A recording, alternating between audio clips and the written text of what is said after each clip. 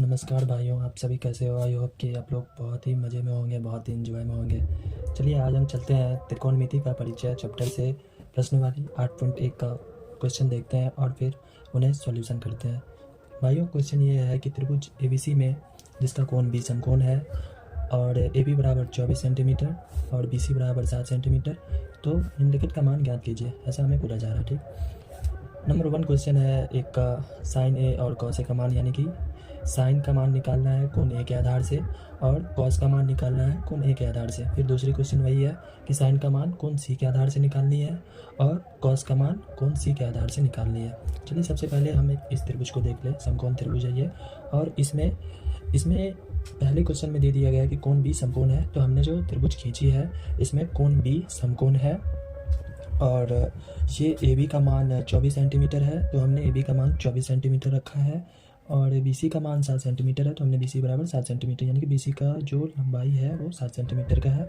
हमें कर्ण के बारे में नहीं पता है, तो चलिए कर्ण यानी कि AC, तो AC के बारे में पता करते हैं। तो कर्ण स्क्वायर बराबर होता है फार्मूला कि लंब स्क्वायर प्लस आधार स्क्वायर। ठीक, तो लंब जो है वो हमारा 24 सेंटीमीटर है और आधार जो है वो हमारा 7 सेंटीमीटर है। तो लंब का स्क्वायर है और लंब है 24, यानी कि 24 का स्क्वायर हो गया। नॉर्मली प्लस है तो प्लस दिया, और ये आधार 7 है तो 7 का स्क्वायर हो जाएगा, इसलिए क्योंकि आधार का स्क्वायर है। फिर 24 का स्क्वायर 5 से 76 होता है, गुना करके देख लें, और 7 का स्क्वायर 49 होता है। फिर 5 से 76 में हम लोग 49 को जोड़ देंगे। 5 से 76 में 49 जोड़ने के बाद 625 होते हैं टोटल।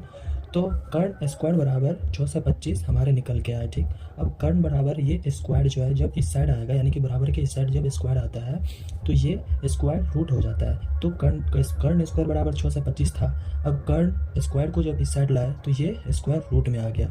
अब कर्ण बराबर रूट 625 हो गया, और हमारा कर्ण यानी कि AC, तो AC बराबर रूट 625 अगर करेंगे तो इसमें से निकलेगा 25।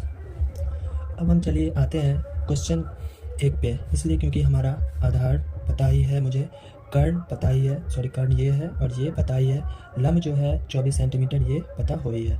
तो अब कोण ए के आधार से साइन ए बराबर होता है लंब बाय कर्ण। ठीक है, साइन थीटा बराबर नॉर्मली लंब बाय कर्ण होता है, तो हमको कोण ए के आधार से निकालनी है। तो लंब बाय कर्ण कोण ए के आधार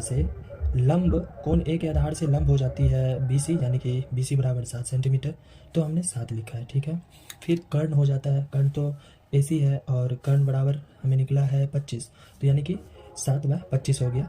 ये हो गया साइन A, और फिर दूसरा है कॉस A, तो कॉस बराबर फार्मूला होता है आधार बाय कर्ण, लेकिन ये जो कॉस निकालनी है हमें, ये कोण ए के आधार से निकालनी है।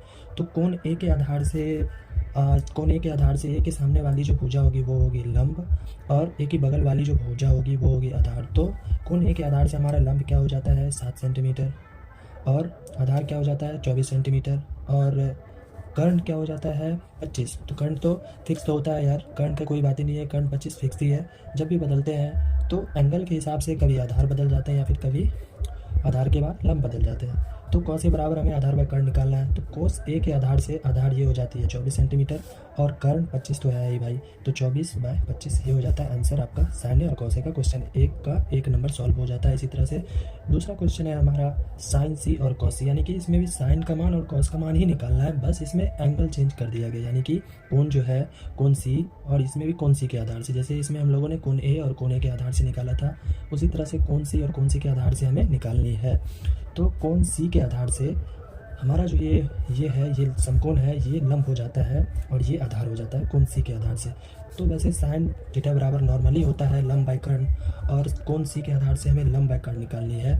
तो कोण सी के आधार से लंब 24 सेंटीमीटर होता है, तो हमने 24 सेंटीमीटर लिख दी है, और बाय कर्ण तो आप लोग को पता ही है कि 25 है, तो मैंने 24/25 लिख दी।